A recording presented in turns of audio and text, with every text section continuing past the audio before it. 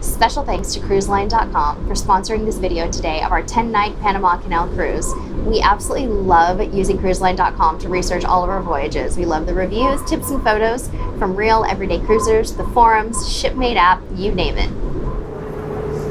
Just dropped anchor in Grand Cayman, which you can hear very clearly from our room because we're at the front of the ship.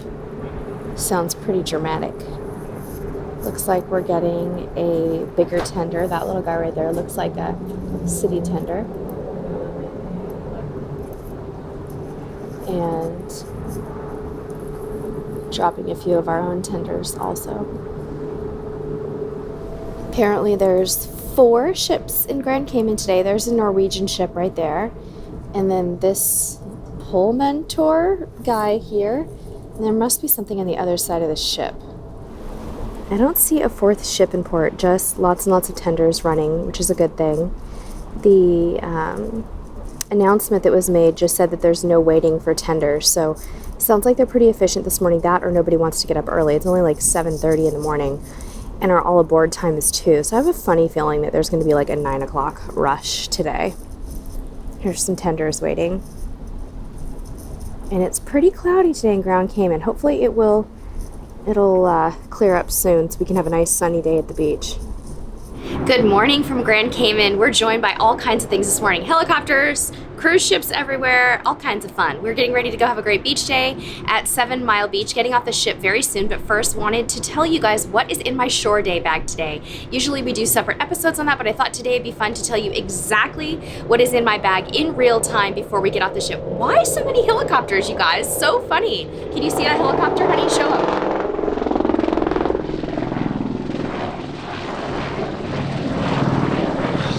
Okay, all right, so I'll shout so you guys can hear me over the helicopter, but we're gonna pan down to my bag now and I'm gonna tell you exactly what's inside. I have a beach towel. We're gonna just share one beach towel for the whole family, and I tucked my water bottle inside of it because my water bottle keeps getting really sweaty, so we're gonna do that. I have my son's change of shorts here for after swimming, his rash guard here, and then I have actually a change of cover up because I keep finding that I'm getting really wet at the beach, so I decided to take a change. And we have hats for the whole family, his, hers, and the little. Sorry guys, this is kind of a messy way to do it.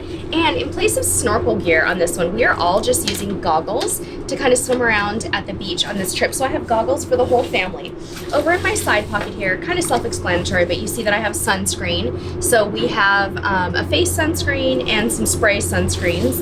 And then over here, we have our sunglasses right there. In this front pouch, I have hand sanitizing wipes and some lip gloss, and my husband has some spare batteries for the camera. So we're keeping it pretty simple today. That's just about all we have in the shore day bag. I think it's nice to kind of keep it light. I do have a little pouch in here as well that has our photo ID, money, like $1 bills, enough for a cab ride, and a credit card just in case we need to use a credit card at the Beach Grill. So we are going to go catch a tender now.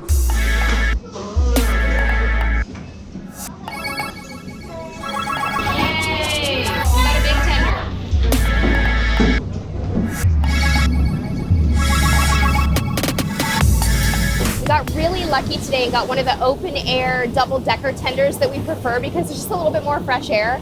The downside is it takes like 3 times as long to load these suckers.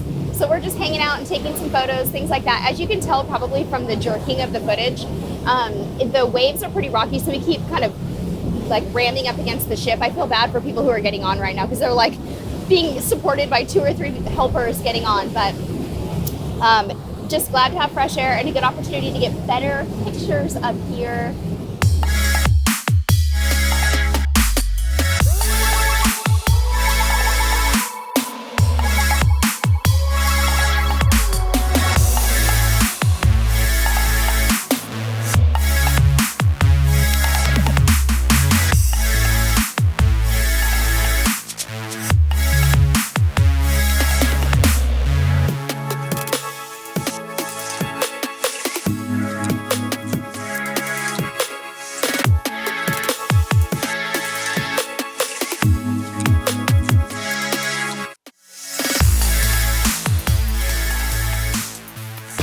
Hey guys, welcome to 7 Mile Beach. We're here finally, woohoo! All Alright, so here's the way today has been looking. Got off the ship, and it was a madhouse!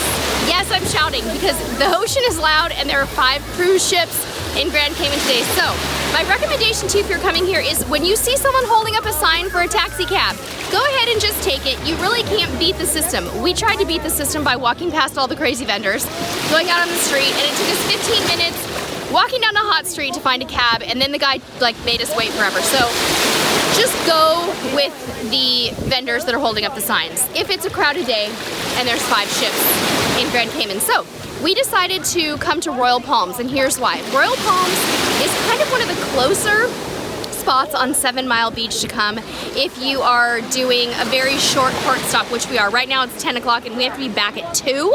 So we decided just to kind of take the path of least resistance. It's a $2 entrance fee. This place used to be a hotel, so it's kind of like a beach club.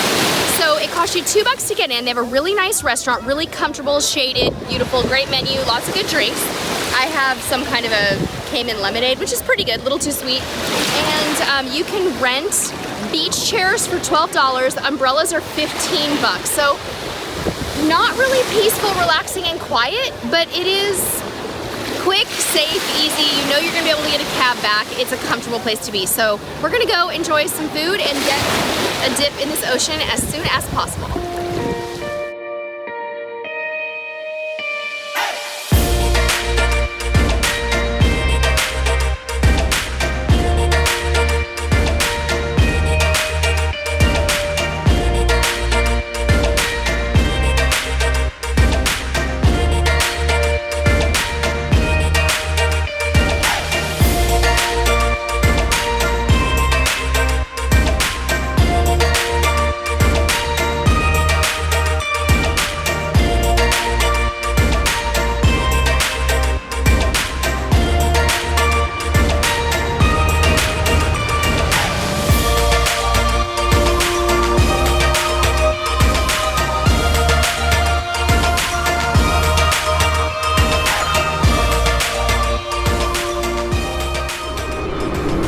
We are back on the ship. It is 3:40 and there's a problem with one of the tenders that they're fixing before we take off.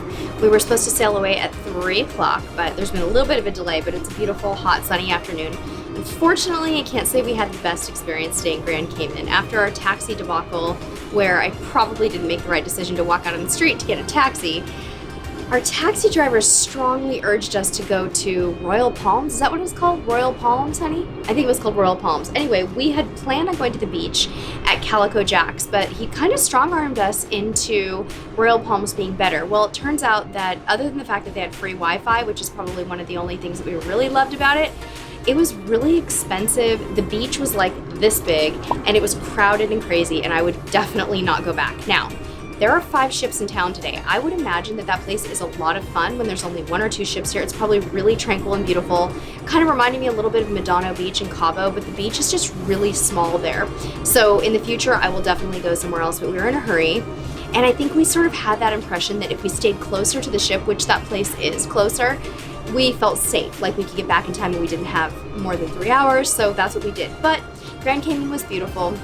I think if I come back, I'd like to go snorkeling or scuba diving because the water here is just stunningly beautiful, and maybe ask around to some folks who've been here before and get lots of good information. I know that Sam, one of our subscribers, had suggested a lot of beaches, and we really should have taken Sam up on going to something like Cemetery Beach, but we needed to make sure we had shade and food and drinks and kind of like, you know, the safety net of a more of a public place. But lesson learned. It was still fun. It was beautiful. So tomorrow is our big sea day. We're going to be probably relaxing and roaming around the ship, collecting all of our photos and stuff like that. And tonight we're really excited to show you guys our Crown Grill steakhouse experience. I can't wait to have filet mignon. I barely had any beef or anything on this whole cruise because I've been saving myself that delicious filet mignon with horseradish.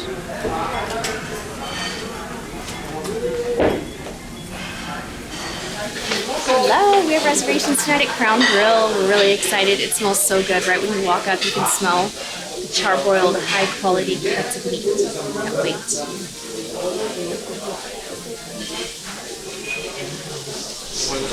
Our servers at the Crown Grill are so wonderful. They're really attentive. They explained everything on the menu. And Mama is getting a porterhouse steak. Yes, the 22-ounce filet sirloin. I've always wanted to try one.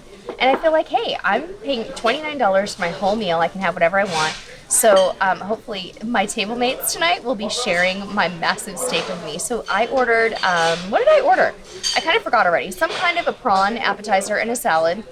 And then the porterhouse and a baked potato and some asparagus. So I think we're going to be rolling out of here. But the server's a sweetheart. She said you can get unlimited dessert, all you want. And I'm assuming the only thing you can't get here that's unlimited is entrees. So if you want an extra entree, you pay $10. If you want surf and turf, you also pay $10 extra, but you can get lobster or steak. So that's kind of the way it works. So it smells so good in here. It smells like garlic grilled mushrooms and just all wonderful things. Cannot wait to dig in. Yay!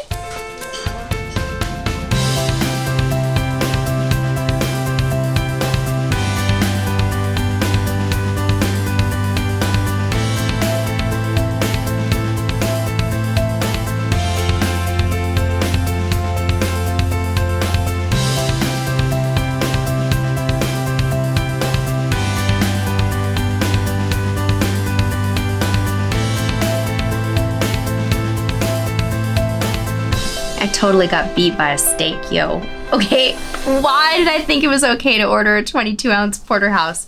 It was tasty. I like the filet mignon part, but I didn't like the sirloin part. It was too fatty and too chewy. I mean, you've got like a filet mignon on your plate and then a sirloin right next to it that's kind of, you know, tough. Anyway, we had a great time at the steakhouse. It was a really nice experience. The food was delicious. A couple tips if you're going to be trying the Crown Grill on Princess. Number one, make reservations early in your cruise. It definitely does book up. Number two, the red skin mashed potatoes are amazing. My son got them, of all people. None of us in the crowd got them, but I would say it was one of the best side dishes. And the garlic, whatever the garlic fries are, my husband had them, right? Garlic fries, is that what you guys had? Polished off the whole entire plate of them. They're super flavorful, really crunchy, just exquisite. Trust me on that one, it's great. Dessert tip, get the Crown Dependence. The Crown Dependence is a small sampling of all 4 of the desserts on the Crown Grill menu. And those are my Crown Grill tips for you. So we got our farewell princess patter in the door tonight. It's so sad. I don't like this last patter. It's always the worst thing ever. But there's a lot of good information here that I wanted to share with you guys. Number one, I'm sure a lot of you are familiar with the mobile passport control app that you can download. Apparently Port Everglades is participating in that, and so if you wanted to allow, if you're a US or Canadian born citizen and you have a passport, you can do your customs declaration using your smartphone on an app. So you can do that within 4 hours of your debark time. So that's good to know. Also wanted to tell you guys this sweet little picture of the most traveled cruiser on this ship is a sweet little lady named Thelma. 1,367 days with Princess. I think that's really awesome that she gets acknowledged in the newsletter. So tomorrow looks fun. There's a family fun fair in the afternoon in the piazza. And lots of activity tomorrow on our last relaxing sea day. Really looking forward to it.